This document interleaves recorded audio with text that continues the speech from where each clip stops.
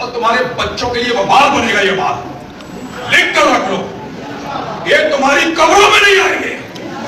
अरशद की कब्र पे आज से 10 साल बाद, 20 साल बाद, 50 साल बाद लोग निकलेंगे, फूल लेकर जाएंगे इंशाल्लाह। तुम खाक बन जाओगे, रास्ते की धूल बन जाओगे, वो आसमान में चमकता हुआ सितारा बनेगा।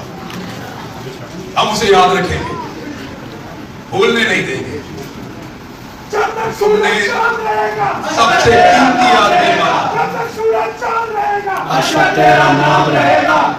तुमने सबसे कीमती आदमी मारा। तुमने हम बच्चों की लाशें गिराई और नफरत समेत हम बच्चों का खून बहाया तुमने। उसकी कीमत हम सब चुका है। उसने अपना खून बहाया और वफा की एक ऐसी कहानी लिखी है, एक ऐसी कहानी लिखी है। आज कौन मां चाहती है कि उसका बेटा अरशद ना बने?